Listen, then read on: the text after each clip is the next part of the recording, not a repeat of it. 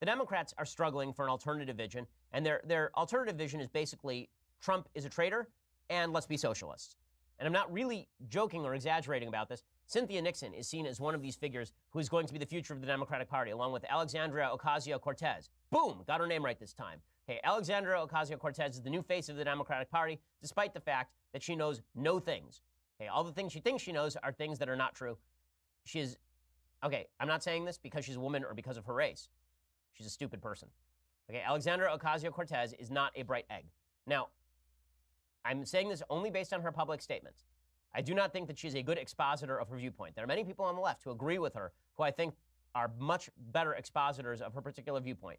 I do not think that Alexandria Ocasio Cortez is a wise spokeswoman. I think she's charismatic, but charisma and brains don't always come in the same package.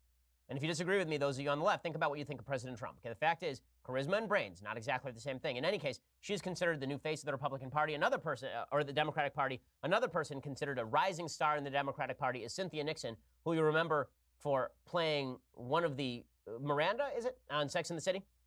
And right, the least popular member of the Sex and the City crew. You'll remember her from that. But now she is running against Andrew Cuomo, the living block of wood who acts as New York's governor. She's running against him, and she is passionate about her agenda. What is her agenda? Well, she spoke at Netroots Nation, which actually should be called Nutroots Nation. I mean, it's just where everybody goes to be an insane person.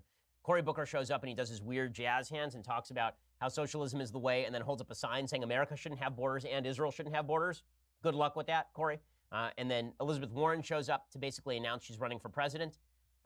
Good luck with that as well. And what you really need is a more obnoxious version of Hillary Clinton who claims she's a Native American. That's going to work out great for you. Cynthia Nixon, though, summed up the new Democratic platform in one statement. Here it is.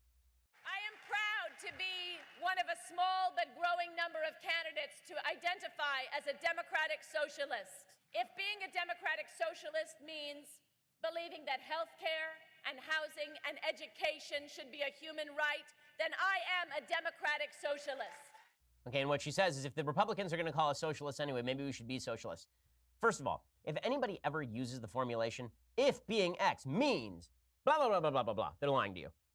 Okay, because usually what they're doing is they're saying, if being a communist means I just love puppies, then call me a communist.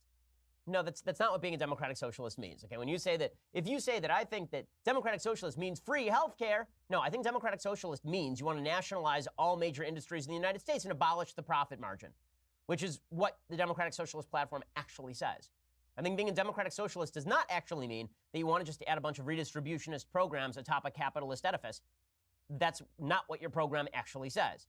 Because it would be less popular if she went up there and she said, if being a democratic socialist means nationalize all the industries and put them under the direct control of government for redistributionist purposes, thereby killing profit motive and destroying every major industry in the country, then I'm a democratic socialist. She can't say that because that's actually what democratic socialist means. So instead, she gets up there and she starts shrieking about, if being a democratic socialist means that I like to kiss babies, then that's me.